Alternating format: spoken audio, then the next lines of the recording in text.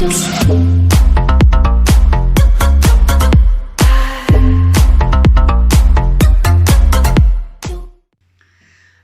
guys, and welcome to my channel. And today, I know it's a little bit echoey in this room, but this is the only place that I found that I can actually record and not get disturbed. So hopefully you guys won't mind it too much, or it won't be as bad as I imagine. So honestly, holy smokes, I finally hit 500 subscribers, so I'm absolutely buzzing at the moment. And I put it to you guys in my idle scaling number 19 video, asking you guys to give me ideas on what you guys want to see for my 500 subscriber special.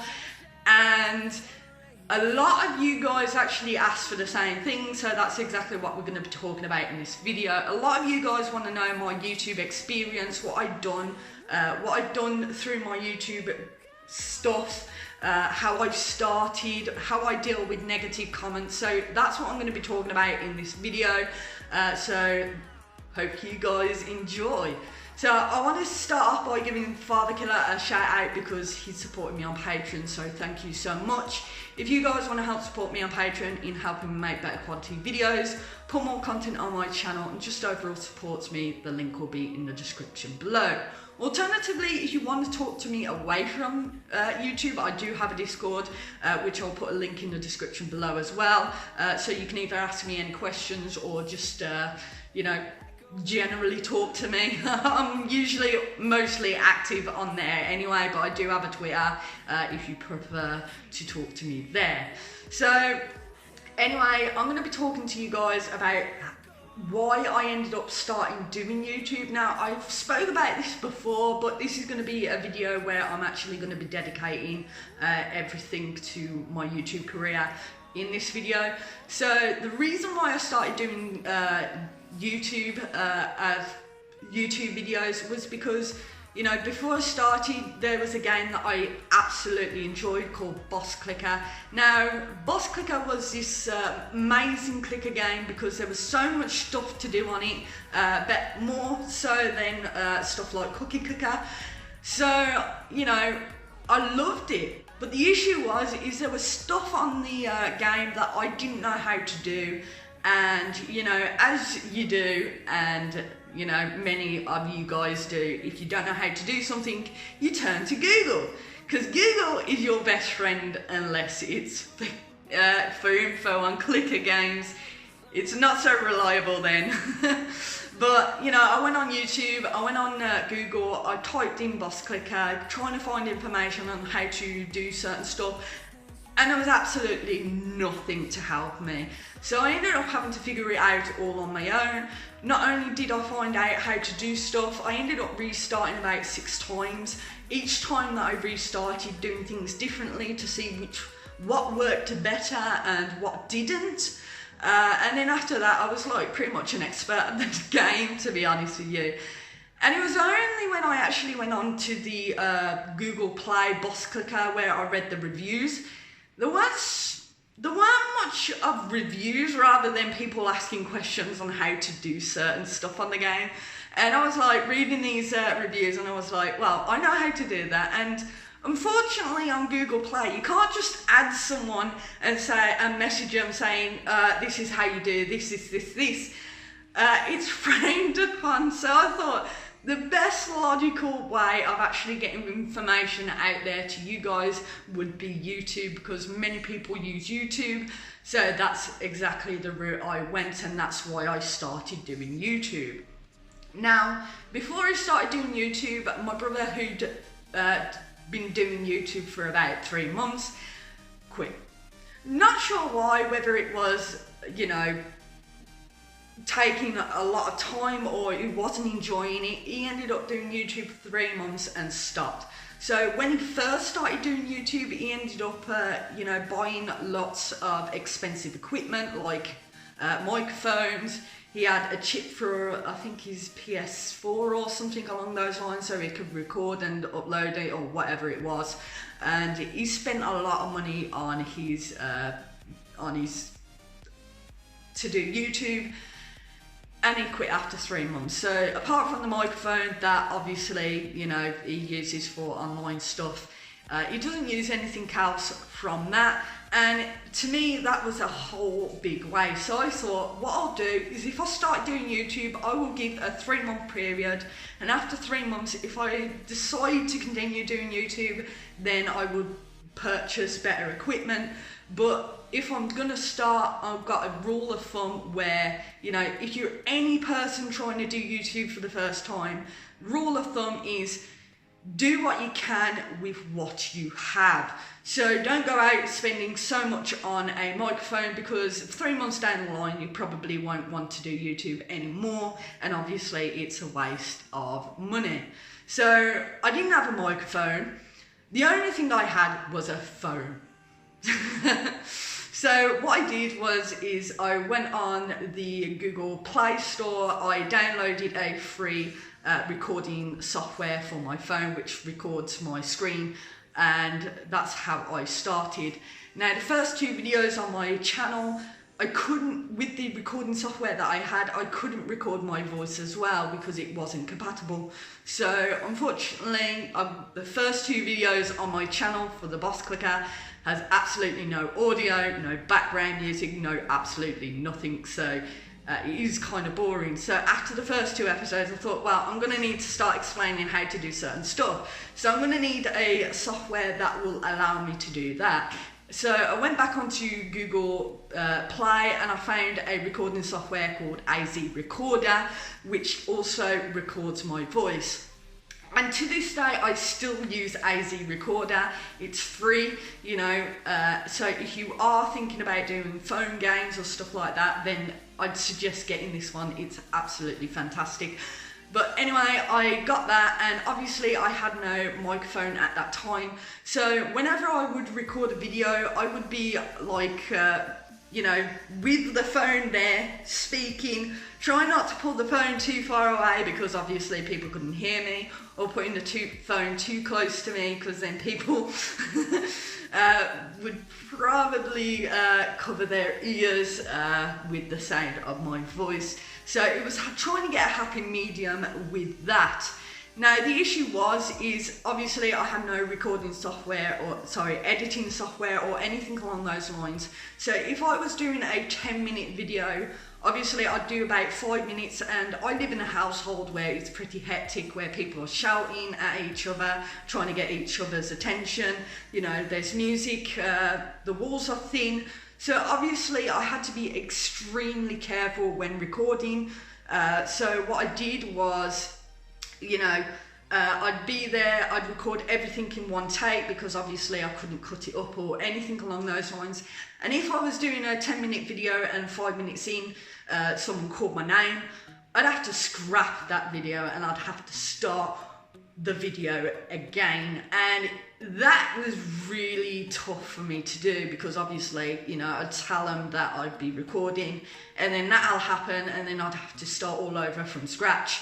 The video, and I'd do the video about 10 times before I'd finish it, and you know, and then I'd upload it onto YouTube as it was, and it became really a nuisance. So about 3 months into doing my YouTube, I decided, okay, I do like making the videos because I think at that time I had about 14 subscribers, but I had a load of people saying, okay, you've helped me do this, and you've helped me do that, and I liked actually helping people. So I decided to continue on doing YouTube, and you know, I thought if I'm going to continue doing YouTube, I can't really continue with this voice doing it out loud because obviously I keep having to restart. So I decided to invest in a microphone. Obviously my 3-month probation period had finished, so I ended up investing in a cheap microphone. It was about 20 quid off Amazon. No sponsor, by the way. But I ended up getting this microphone from Amazon, and it was fantastic. It was really great because I could plug it into my phone. Obviously I could talk to you guys. It would blur out most of the background noise as well, so I wouldn't have to restart as often. Sometimes I'd get be shouted to get my attention, and obviously then I'd have to restart because obviously you could hear it through the microphone. But you know, other than that, I didn't have to restart as much, which was fantastic. Then shortly after that, I decided, well, I'm going to need an editing software, and a load of people say Sony Vegas Pro. I haven't got Sony Vegas Pro money, so I ended up searching online, and I found a editing software called Filmora, which I still use today, which was cheaper than any of the others, and it works for what I want. So that's exactly what I did. I bought that, and I ended up making my videos. I ended up making an intro, you know, being able to include you guys in comments and stuff like that. So that's the route I went through. So the only thing I've really bought is a microphone and also a editing software to help progress and my quality of my video. Now comes after that. Now, I had an issue with my comments. So I love people's comments. You know, it's fantastic for me. It's a way for me to interact with you guys a lot. And the issue I had with comments was, and especially with YouTube, because the YouTube algorithm is really weird. It doesn't matter how many views you have on a video, it's the watch time on your video. So the average watch retention, people stay on your videos to watch them. So obviously I'd encourage people to comment on my videos, and obviously I'd love reading their videos, putting them into you know, next videos. But I had so many people asking me questions, so they'd watch the video, come off the video, I'd respond, they'd come back on, respond to me, go off, and every time that they come on, they'd watch like 10, 20, 30 seconds of the video. Obviously they're not going to watch the entire video again. And what I was finding is on every single video, you know, a 10-minute video, the watch retention went down, down, and down. Not because, you know, my views went up, but not because, you know, people were not watching my video, but people coming on just to comment. It would see that as someone watching the video again, even though you've watched it before. It'd show they've watched it again, so they've been on for 20 seconds, so my watch retention for that video goes down. YouTube doesn't like this, and they make a note of it every time they send me a review every month, and I'll say, okay, your average watch duration for all your videos, even though your videos are over 10 minutes long, they say, oh, it's 1 minute. And that's really annoying. So I thought, okay, how do I counter this? I want people to actually comment on my videos, but obviously a load of people have questions. How am I going to combat this?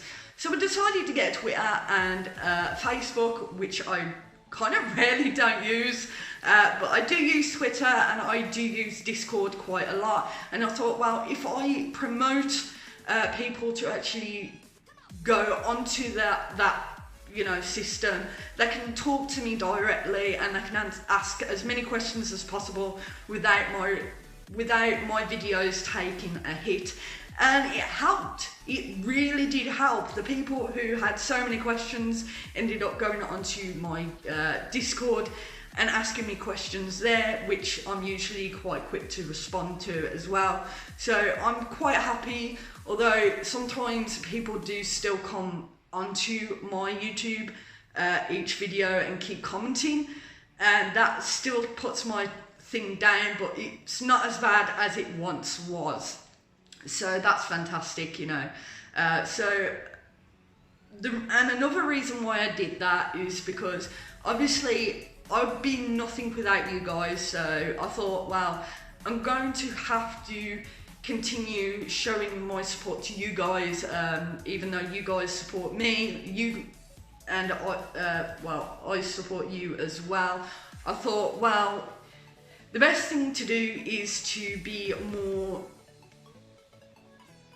interactive with my fan base, because obviously I've got a very low fan base compared to a lot of YouTubers, But when someone does comment on my videos, I try and comment back, even if it's a thank you for watching my videos and stuff like that, because obviously I want to have a good rapport with you guys, and I want you guys to know that, you know, you can always count on me or rely on me if you want to talk or something like that. So that's one of the reasons why I do talk more to you guys by doing Discord and Twitter and stuff like that, so that you guys can actually interact with me, because most YouTubers don't interact with their fan base, and I think that's sad.